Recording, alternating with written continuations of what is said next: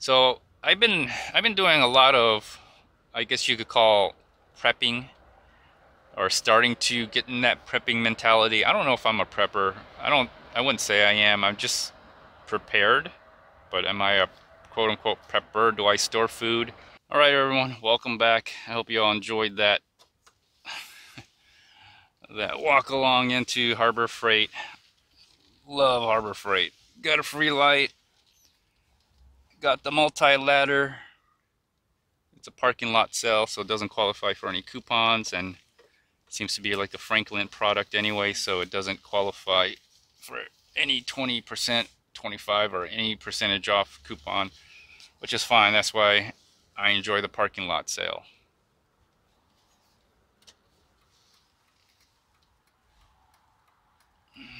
This is the hard part for me is I gotta make a U-turn right in here. A long time ago, they didn't have anything in the medium. It used to be open, so you can make U-turns anywhere, but I think a lot of people got into car accidents. Let me see if I can make this one. I'm gonna try to make it. Oh, okay. Made it. Made it.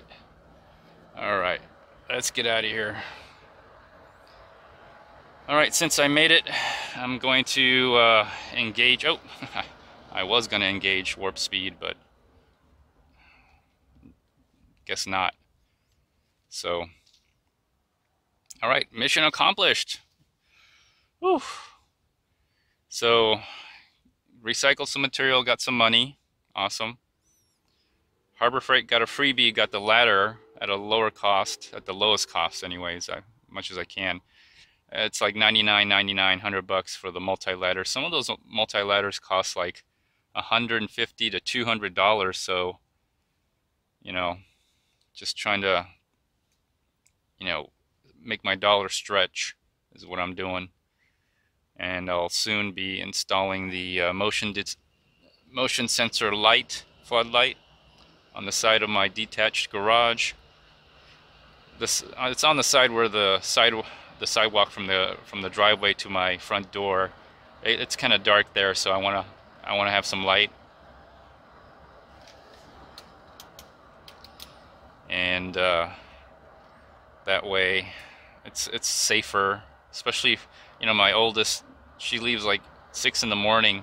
It's kind of dark out there. I just want to make sure she's okay. At least leaving from my house. I hate for her to fall or something, or trip on something because she couldn't see it, so dark.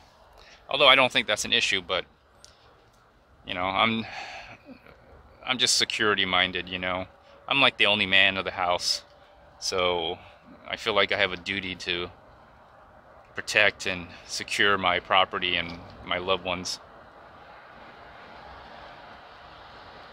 So anyways, so I've been wearing the IFAK, a very small little IFAK, on my fanny pack.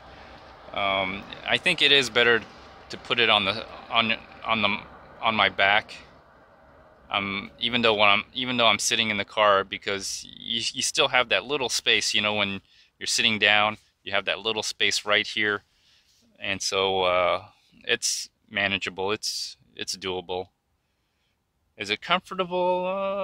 It feels slightly uncomfortable, but I'll manage. I'll manage. I wouldn't do it for a long period of time, but it fills that little gap at the corner of the seat, where the seat and the backrest. So the butt rest and the backrest, where they join up, there's a little gap. It fills that void. So I guess it could be a lumbar support some kind. I always got to put a positive spin on something, especially if I have to justify using it. So anyways, all right, there's a red light up ahead, but hopefully by the time I get there, it'll turn green. If not, I might have to just do this all the way. do a drive along all the way, which might be possible, which I might have to do. I might have to. I'll make it home real quick. So I've been doing a lot of, I guess you could call, prepping, or starting to get in that prepping mentality. I don't know if I'm a prepper. I wouldn't say I am. I'm just prepared. But am I a quote unquote prepper? Do I store food? No, I don't store food. It would have to be a very cataclysmic event for the whole food supply to shut down. And you know, I think there's some flaws into some type of prepper mentality. I'm not saying it's wrong. I think there's some kind of flaw to it, in my opinion. It's very similar to like van lifing. Like, people have ideas of van lifing, and you see people on YouTube doing van life stuff, and you think it's great, but in reality, it's, you know, I don't think van lifing is that great, because if it was that great, then everybody here who lives in a house, all these people who are driving probably live in a house, some of them even own a home, would start van lifing. So I think there's some flaws to van lifing, in my opinion. And just like van lifing, I think, like prepping, there's some flaws in prepping, especially when it comes to you know, those prepper channels, survival channels. There's some flaw in that mentality, and I understand they're just channels. They're for something. There's something for you to watch, and it's a way for them to generate some kind of income. This is YouTube after all, but the prepper mentality, I think, is flawed. And you know, the thinking beyond just the first 72, 1 week, 3 week period, if it's a very cataclysmic event, like to the point where the food chain supply is shut down or stopped, there's a really good chance that a good majority of people will not survive at all. Okay? So even if you were a prepper and you were prepared and you had a 1 to 2 year supply, what do you do after that 1 year or 2 supply? Well, some people say, well, we'll farm. Well, what if you can't farm? You know, what if you can't bear fruit, right? What if you can't grow? Let's say a nuclear holocaust or a meteor holocaust, and there's no sunlight.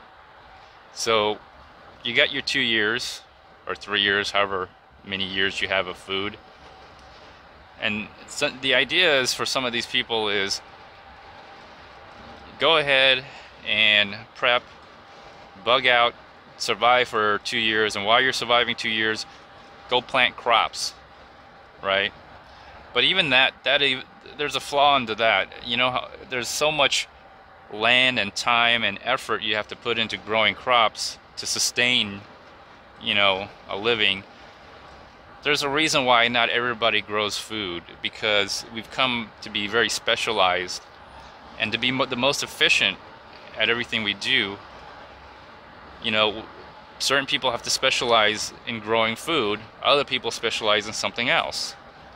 Otherwise, it would be very inefficient, that to the point where everybody grows food. And the hours, the man hours for you to grow food, so like, you would have to grow food and dedicate your life to being a farmer, strictly being a farmer. And I know you can be a part of a group, part of a community and tribe or whatever, but ultimately 90% of your effort has to go into growing food to sustain yourself, because that's the amount of effort and time you need to grow food. Because if it wasn't that way right now, right, there's a reason why things are the way they are now, right? There's a reason why I go to the grocery store to get my food, because I don't have time to grow bread, all right, or make bread. And all right, just growing wheat is an effort alone. Then making bread is another effort. So, you know, there is something flawed in prepper mentality of the whole thing. Is it impossible? No, it's not impossible, but it's a struggle. I would say it's a very hard struggle. It's not, it's a plan, but I don't know how good of a plan is. And again, if it's very a cataclysmic event to the point where the food chain supply stops, that would mean to me that things can no longer grow. So if things can't grow, guess what? You can't grow. You can't grow any plants or crops. So if that kind of a situation happened, what do you do? You know, you're just in the same boat. You're just delaying the inevitable. So am I worried about a doomsday scenario? No, because if it is a doomsday scenario, I mean, you're screwed, and just trying to survive will be the challenge, really. And I guess you could survive and outlast the chaos. That'd be the point. But then, what do you do after that point? So you're just, I guess you're trying to increase your chances of survival. I understand that, but and the other thing is, prepping's like almost very expensive insurance. It almost is very much like insurance, you know, but it's very expensive insurance. If you're wrong, you just wasted a lot of time. Okay, although albeit you've in your mind you've justified that time. I understand, and you may have learned something, and something positive could come out of that time. But that's time wasted that you could have been doing something else, right? So instead of prepping, you could have, I don't know, go on vacation, because you're not going to live forever anyway. So, or the money invested in prepping, you can invest it into your future, your children. Like, if something happened, you are 100% right, all right? If nothing happens, look at the wasted time and money and effort you put in that you could put in something else to ensure that your family has a better quality of life. That's what I'm talking about. So that's what I'm talking about. So, you know, prepping is expensive insurance for the most part. And I don't know. I don't mind being prepared, but prepping, I do believe, just like van life, it's not what it's cracked up to be, and you could put more effort and energy into doing something else. That's just my personal opinion, but I could be wrong. I could get into prepping. Who knows? You never know. I mean, never say never, right? Never say never. Anyways, made it home. Made it home. All right. So, anyways, thanks for watching, everyone. Hope you all enjoy the drive-alongs and the little walk along to Harbor Freight and all this other stuff. Like, share, subscribe, leave a comment. Tell me what you think about prepping and any doomsday scenario kind of prepping. I don't prep. I don't store food. I'll store ammo. I'll try to survive the first, you know, 1 or 2 days or up to a week. But beyond that, I think that's a lot of time, money, and effort that my personal opinion, that you're wasting, that you could put into something else. All right, like, you know, college fund, investments for yourself, savings plan. Just, you know, the odds of something happening where the food chain supply is disrupted and stopped is very low. It really is. It's that kind of thing just doesn't happen. I'm sorry. It just doesn't. It just does not happen. And you know, there's a reason why it won't happen, because there's a great deal of infrastructure to cover for that. All right, there's a great deal of infrastructure. So in order for the food chain supply to actually stop, like people think it's going to stop, and where you have to live off of your food supply for 2 to 3 years or whatever, and then while you're doing that, you're growing crops, it has to be so cataclysmic, all right, so cataclysmic that the reason why there is a food chain disruption is because no one can grow food anymore.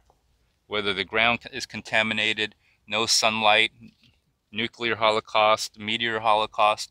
So you know, you gotta build way more. You gotta have lots and lots of money, like underground grow system, hydro plants, and the energy to grow plants from artificial lighting.